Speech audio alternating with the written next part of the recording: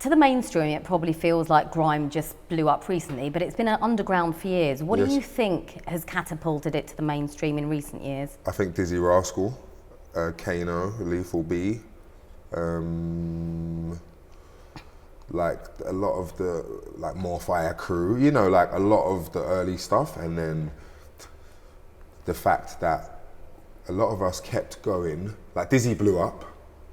We didn't blow up as big as him. We kept going, and one day, Skepta, and you know, like other people, not just one day, they was obviously there as well, but Skepta, J&B, another lease of life, new people to keep it going. And I think what has happened is, if you love something, you're not gonna give it up. So no matter if you see me tweet and say, I hate this, I hate that, I could have had a worse argument, I could have sacked John Wolfe. It doesn't even matter. What matters is that if I can get past those 2-3 days and carry on, it means I'm not gonna give up, no matter what I said. And I think that none of us gave up. Like, a lot of us kept going, and that is what has made grime, like, it's made someone say J Hus is grime when he's not. But I love J Hus, and I love the music he's making, and he knows that, I know that. But then someone who isn't grime is gonna say J Hus is not grime. And they don't understand that they're not saying it because it's a grime beat. They're saying it just because it's an urban culture or it's whatever. So the one thing that all of you guys do have in common is most producers and artists are making their stuff on computers in their bedrooms. Exactly. But when you were growing up, you had your dad, lots of live instruments around you. Does it matter that music stars today are not making and playing real instruments? I think that's why my dad didn't really get into what I was doing properly at the beginning, because it wasn't music to him. It was like, okay, my son's tapping a bat, but I've shown him a band and a guitar and a blah blah, and he can really do it. So why is he tapping on a computer? That's probably what he looked at me and thought. But time came forward, kids are on computers, not just kids, men were on computers. And I think that it's where it was going, Yaz. If I wasn't here, they still would have had computers and they still would have been heading in that direction. And I think that sometimes I get upset because I think you really can do music, but you're messing around there. And then I look back and think, no, that this was your path. Your dad is the musician, you are the kid. My son might be the musician again, you know, like, this way.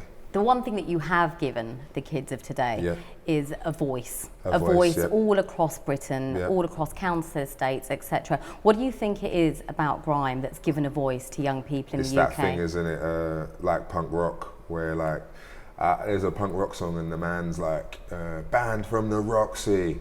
Okay, I didn't much like going there. Anyway, and you know, like, it's just, you're not allowed to do something. Okay, you're not allowed to do it, we're gonna, it's just that. It's just like angry kid.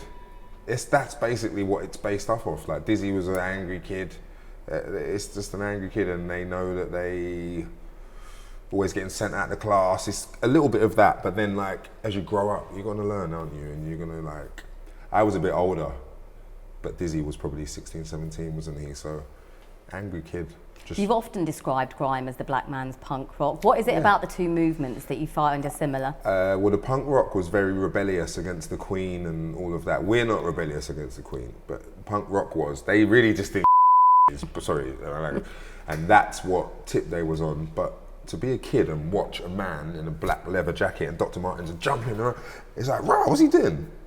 That's what it was. It was totally raw. What is he doing? And like, his hair's spiky and he looks a bit scary. He's got tattoos before. I didn't see black people with tattoos in this day, to be fair. So they had the tattoos and they were like, I don't know, like, it was just like, they were like, we don't get that was their vibe. And that's probably what we sort of relate to. But unlike grime, the punk scene didn't grow up with the internet, and our scene did. You know, grime is the first music genre that really used the internet to take the power away from record labels and key gatekeepers, and now the power is in the kids' bedrooms, right? The power is in the kids' bedrooms. It's still with the record labels though, don't get it twisted. Like, if I've been doing music for 18 years, doesn't make sense me signing a deal, because it means I haven't learned nothing and I haven't saved 1 pence and I'm not prepared to spend my own money on myself. So obviously I've learned. But the industry and the music industry, like the labels and stuff, they will always be in power. If no one's signing the deals, they just got more money. So no one's, but then someone will come and you're gonna see someone sign a deal. Like, I don't have to because I've done my graft. Steph London, she's allowed. Anyone else, if you've not just started, but if you're going to do a deal and you haven't been there 20 years, of course you're allowed to do a deal. But I would be stupid to do a record deal today because it means I haven't learned anything. Even Ed Sheeran, he's coming up to the time when he could sign again, or but you know what they're going to do? Offer him the money that they're going to keep, because they don't want to lose him. They're going to go broke for him. Just for the name, he's making a lot of money for them.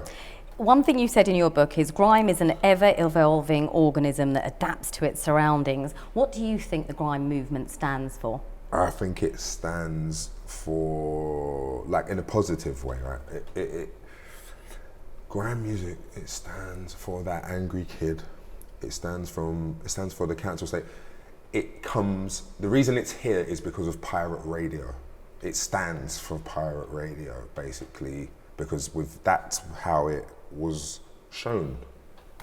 And it's not better shown unless it's that way anyway. Like, I'm much better on a pirate radio set than I'm going to be at Glastonbury. I just am, because Glastonbury, I know I can sing Rolex, I know I can sing Heatwave, I know I can drag 2 minutes around there, you know what I mean? But on a set, I've got nowhere to hide, nowhere to run. So I can only be past the mic and be myself for 2 hours. And I can do that with my eyes closed. So it's, yeah. You've been legendary in supporting all the other acts that have come up behind you. Yeah. Do you think you get enough credit as being the inventor and the creator of a genre? I am now. I was a lad, but I was the only grime MC in Carnival this year. And Carnival's long for everyone, they'll tell you. But I'm back in the Carnival, so I'm really happy about that. I feel like it's changed now. I feel like in Carnival, I got like more love than I'll get anywhere else. Do you get enough credit though for being the creator of the genre? Well, this year that gave me the credit. If I didn't go Carnival this year, I would have had a different answer for you there. But I went there and went on Rampage, and I said to myself, this is who you are anyway. You was a kid doing this, and you much younger. Now you're like nearly 40 years old. But if the fact that you can still do it means that, like, yeah. Music artists are normally quite competitive with each other though. The fact that you keep giving everyone a leg up, do you see yourself as like a musical kung fu master? I do, but I won't say it. In music, you're not allowed to say anything. The fans do. So I can't say, yes, I'm the blah blah, because then one person who doesn't think it will say, no, you're not. But if the overall fans say, you're the blah blah, and they mean it, it sticks, it doesn't go anywhere. Like, I am the godfather of grime, they say. The only other godfather possibly could be people before me or Dizzee. They're the only other people because they're the ones who served the same time. Someone will say Skepta's the king of grime. Someone who's Stormzy's age will say Stormzy's the king of grime. Someone will say Stormzy's not the king of grime because he's gone different direction. Like people. There's a difference being a king and being a godfather. Right. The godfather began the whole thing. And you've mentioned him a couple of times already. I don't think I've ever seen an interview where you've not mentioned Dizzee. You did support him so much at the beginning. Your book clearly shows you have a lot of pride about him, lots of respect. He's my guy, man. Your whole relationship's been quite tumultuous It is his brothers. What would you say to him if he was sitting here? I would say, what's happening, bro? What's going on? Like, what has your life been like since the last time I saw your face? And that's the same, and he'll be wondering the same things. The thing with me and Dizzee is, whatever happened in our lives, we should have been able to get past it, but we haven't. And I've seen 2 of my uncles not talk for longer than this. When I read the book, I could see that you genuinely want to make things good between you. You want to reach out. It's like those 2 brothers that are always at it, and there's clearly emotion there, because you wouldn't be angry if you both didn't care. Exactly. I think that if I was his age and I got stabbed in Iron Apple and I weren't Wiley, I would be exactly the same. If anyone else, it's like, if you're 17, 18, and you get stabbed 5 times and they're telling you nearly died and you read there, blah, blah, blah, all you're gonna do for the next 15 years is go against everyone and everything that was trying to help you, not help you. You're gonna go against it. You're gonna look at it and say, that's my enemy, forget Wiley, because that's how it makes you feel. Like when I got stabbed, I didn't talk to no one for ages. Not because, and it was my fault. So you can see, Like, it wasn't my fault totally I got stabbed, but I mean, it wasn't their fault. So if I turn around and say, friends, where was you? You didn't back it. You can't say that forever because your friends are gonna say, well, hold on, they pulled out knives and I'm scared. And I'm gonna say, well, I'm scared. And then you say, but you got us in it, you know? So you have to take responsibility. And I believe that sometimes we do stuff and we don't want to take responsibility, men. And you do push his buttons sometimes though. No, we do, but the trick here is, I know where he is at in his head. He doesn't know that because I know him, I know the manager, and I know what's happening. So it doesn't matter if you tell me or not, I'm gonna mind my business. But if you, like, recently we had one and then they're saying like, they're promoting him as the godfather. He is a godfather. I've got nothing bad to say about that. He is a godfather. If I said, yeah man, big up Dizzee Godfather, he'll say, no, I'm not a godfather, I'm the king. It's men, they're Are you aware though, when you have your back and forth banter, that the kids are watching you? The kids are taking it in. I am, but we've had 3 of them. We have them all the time. People have said the same thing to me from 2001 to 2017. If it was true, and if it was all bad, and if it was all blah, blah, blah, then I'm sure I wouldn't be in this position. And if everything I say to him was all true, and he knows how I feel. He was in Grime, he was there. He was doing it. If he said like, I started it, someone else would say, well, I started it. That's a silly thing to say you started, you know, like, but fans sometimes tell you what they saw or what they think.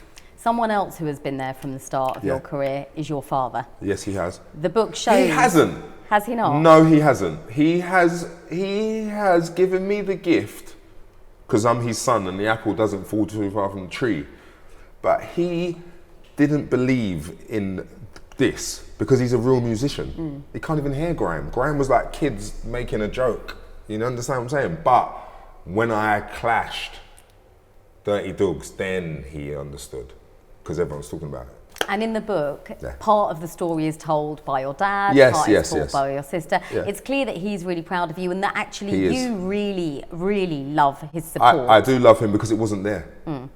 So I wished it was there. It wasn't there. By the time I wanted it, it didn't need to be there, but then I always knew that I'm his son and I'm doing this for him anyway. How important has his support in recent years been for you? And of course you're a father, so in turn you're feeling it in both ways. I wanted it as much as Ashley Cole's mum did take him to Arsenal training every time. But if my dad took me to training, I wouldn't be Wiley. I wouldn't have had no pain, I wouldn't have been no Eskimo, there'd be no cold songs. So that way that he, you know, like, that way that my parents went through and that I felt, it came out through the There's music. A fascinating chapter in there where he talks about he had a patty factory in East London and you guys used to go and help work there. And then he'd turn up and all these Grime legends who are now legends would be having flower fights. Do you remember those days? I do, and his patties were really nice. They were in Selfridges. We got into Selfridges, so he was doing good. But again, Dad, you're a musician. Why are you selling patties? You see, because I had you, son, and your mum lost her brother, and she didn't know where she was at. So for the last blah blah, we've been not really knowing what we're doing. And that he did say in the book though that you made his dreams come true. I did, but I would have much preferred that he made them his ones, because but see, that's what it is. If I said, Dad, why don't you blah blah, you know, like, because I'm older now. Dad, why don't I understand now I'm older, but when I was younger, I would say, Dad, da, da, da, da, da. He would never say, well, I had you, son, so I couldn't. But that's the truth. You could have told me I had you, and then I didn't know what I was doing. Because when I had my first daughter, I went mad, totally lost.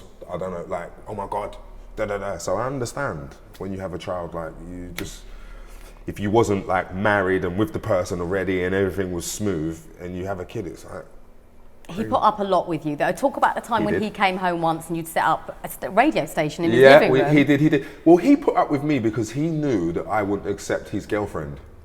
So I'm not really into step parents. I hate it. I don't want to know. I am now, I understand, but like I was really like,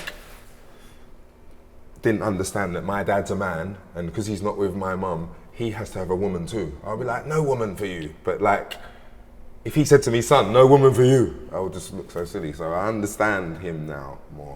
And I think that I was just jealous of my dad having a girlfriend. But that's his she's a woman, he's a man, he needs a woman, no? And it's families as well, right? I mean, everyone needs a family. At the beginning, not at the beginning, but at some part of your career, you said when Eskimo kicked off, your dad was driving you around, helping get it out there. Your sister was helping sticking stickers on the vinyl. How important was that family support? That was important, but I had already made it pop then. So I was already popping. I was kind of bringing him in there at that stage to be nice, so I could just correct that. And my sister was with me anyway. She's like, I remember I never had a bank, and we used to get PRS and PPL money, and it goes into her bank, and like, she used to look after the money, so she was like with me anyway. But like, I've always felt like my dad didn't believe in it because he didn't know if it's like John Wolfe, my manager.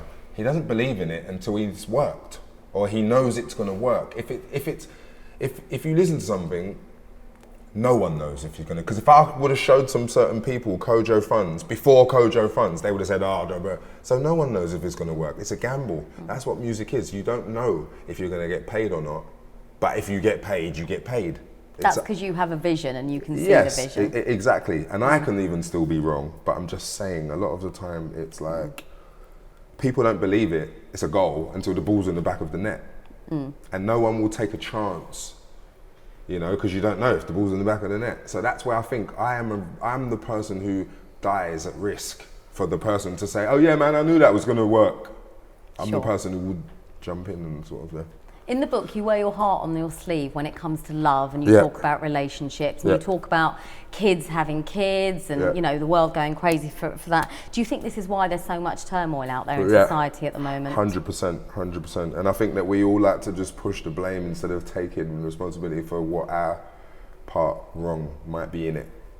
So I know we all make mistakes. What is our part that's been wrong? I think that sometimes we tell people like, "Oh yeah, this, oh yeah, that," and we're not always right ourselves. So if there's a bunch of people all in the world like, "Oh yes, yeah, this, that, this," but we're not all sure, we are going to come up wrong sometimes, and different people. Did you think parenting has gone wrong? Parenting, bro, listen, I always say this to my nan, because the Kent part, right, there's nothing wrong with Kent. But like, I go to Kent now, and I could never live there in a trillion years. But I respect and love everyone, right? But I always say to my nan, like, "Why did you go to Kent, nan? Why don't you stay in London?" Because even just for my nan, like, to be in London, it would be like, she's in London, do you know what I mean? And she always says to me, like, obviously she lost her son, which is the key reason, so she didn't want to be in London anymore. But she always said to me, before she could see what was going wrong in London, where people not having something, getting something, people meeting different people working for different people selling drugs. So she said she saw it, the beginning of it, like before crack even got there. You understand? She could see the way it was going, and she didn't want that for, obviously she lost one kid, she didn't want for the rest. But what she didn't know is when she takes them kids to Kent, they're all gonna be bolting back to London as quick as ever, because they gonna be Kent and like not knowing what's happening there. So I think that like, the balance between Kent and London kind of kept me alive a little bit. They parented you as well as they could. The nan did. Like my nan was like two parents in one body. My granddad was just like hiding from my nan. Quiet man, like if my nan's shouting at him, he's just like, ooh, just in the room. So my nan, she's a very powerful woman, and she done it. She parented me to the point where like, the other parent that your parents can't give, because they was young, innit? Like not that young, but they were kind of young. They didn't know what they was doing, basically. Another reoccurring theme in the book is the respect for, or the lack of respect for, money. Yeah. Apparently, you've blown millions. Yeah. What would you say are your biggest regrets when it comes to money? I have no regrets when it comes to money because I know what to do with it.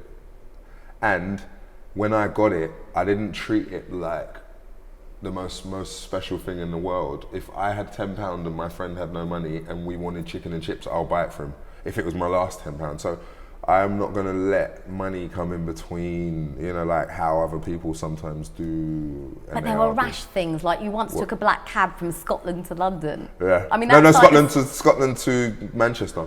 Scotland to Manchester. Because I'm in a rush. But look, people get private jets for 30 grand. You see, 60 grand. Puff Daddy, private jet, bloody rah.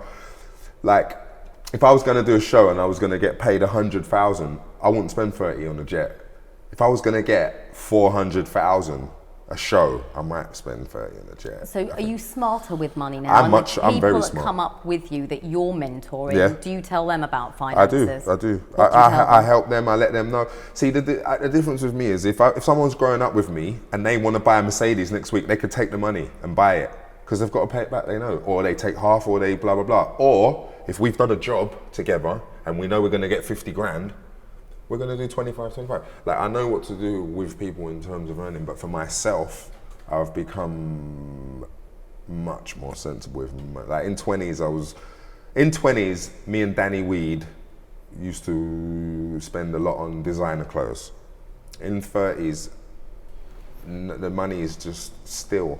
My money stays still, it stretches. It doesn't, like, I don't know where that designer shop is anymore. Is the bottom line. You've got smarter about money. You know money. what I'm saying? Do you think young people are educated enough about finance? There needs to be money classes in schools, end of story. Because if you don't, because maths is just like, is the money class for me, but some other kid might not want to about maths and they just want to know, they want to touch the money. Get some money out of the bank, out of Royal Mint, and let them touch it, let them learn. Like, let them touch it, bro. Because when you leave school, there's a race to get to the raw money, and you could have been like educated or not educated. You want that money, bro, you're getting to the money. And that's what I saw. I saw kids with 40 grand in their shoebox, in their Nike shoebox, while I was on zero. Like, in my other days, you know what I mean? I'm on zero here, trying to see what's going on, and that kid round there, he's hustling and he's got 40 grand. Okay, so big him up. That's not what I am going to do, but then I need to go and do what I am good at so I can sell it, so I can get my 40 grand. That's because we sold them the message of get rich or die trying, right? yeah, there you go. Another thing that your book touches on lots is the separate situations of danger, street life, etc. that you might have been involved in. You've obviously transitioned through that time. What was it like transitioning? Because clearly you would have been in fear of your life at one point. Loads. But I think that... I just think that you it's that thing where you, like I said to you, all the things that happen, it's not just nothing to do with you. Like, if you get into a situation, you got stabbed 7 times, obviously someone doesn't like you. And someone can't just not like you for no reason, right? So it was me recognizing the reasons as well, a lot. Like, I didn't want to blame, like, you're haters. You're not just haters. We did exchange. I did tell you to shut up. You did tell me blah blah. I did say something. Like, I know what I did. So sometimes it's that. It's when my dad used to say, "Hold it down, son," and I used to be like, "Hold it down? What do you mean, hold it down?" Blah, blah, blah, blah. But then really, I know what he meant. He meant hold it down. So there were repercussions for actions. There are repercussions for actions, and that's why. And that's what I don't want people to just think, "Oh yeah, he got stabbed. The haters got him." No, they didn't. It's not like, or Thingy got shot. Well, why did they shoot him? He must have done something. Or if he didn't do... There is ones that happen for no reason, but you know what I'm saying. A lot of the time, a lot of us, we don't really want to admit that, oh yeah, I said this, he said that, then his friend pulled out a knife. You know, we don't want to admit that bit of it. We just want to say, they're haters, you know what I mean? One thing that the grime scene and even the royal family have been really focused on this year is mental health, especially mental health around young people. I've seen that a lot on the Twitter. Why do you think it's suddenly become a topic that everyone's talking about? It's been going on. When my nan first came here, she worked in the mental health, real mental health. So I've seen that all along, to be honest. And my nan, we looked after patients at her home. So I've already been there. As a 4-year-old, 5-year-old, 6-year-old, I understand, I know, she's explained, she sat me down. And I think we are there because families who don't wanna look after or take care of it, just throw them into the system. So that they can keep their family looking good, not good, bad, very bad. That's one section of it. And like, I feel like we turn a blind eye. Like, say, my mum said she went to the mental hospital and she saw bare black boys in there. Bare. Because of weed, because of whatever. And that's what I'm saying. Different things don't work with different people, you know, like, all the stuff people are putting. You understand? There's a lot going on, bro. There's a lot going on, and like people make their own decisions, and it's all sort of to do with But at least there's a focus on it now. There is a focus, and it needs to be looked at. at. Because it's been going on for ages and ages, bro. Something else that there's been a focus on this year is in politics. The grime scene has been really important. So they're even talking about the grime vote now. You know, Jeremy Corbyn sitting down with Jamie and everybody else. You know, Stormzy on stage, bigging up Jeremy Corbyn. What do you think about the grime vote? Do you think young people should be more politically aware? I do think they should be politically aware, but no one's like, the government's not going to care more if they become politically correct. It's just a ploy to use us to get blah, blah, blah. And Jamie has got a mortgage, so he votes. So obviously I understand why he would. You say that though, but the Labour Party and the Tory Party now have manifestos for young people, so it's making a difference. What, they're trying to like check for them? Okay, so they're trying to check for them, but... So they're trying to check for them, and they didn't check for us. That's where I'm heading. So, okay, forget me. So if they're checking for them today, that's better. But are they going to really change anything? Really? You know, are they going to change anything that's going to... Because basically in this country, doesn't matter how much money you earn, the government has got it set up to take it all back from you. In tax, in every way. So, you know, like, I don't really get into the government's business because the government is wrangling just as much as we are. He is. And then when one of his mates doesn't like him, he puts a story. You know, like, humans are just human. And because the ones with more money think they're too special, it all goes wrong. And you know what I'm saying? They're swindling tax. They're telling people about don't do this, don't do that. And then he's got his company in another country. Like, everyone thinks they're clever, Yaz. That's what I've learned. Last couple of questions. So the government is getting involved in something that does affect young people. They're trying to talk about the 696 form, which traditionally has stopped grime artists and black musicians from performing live across the UK.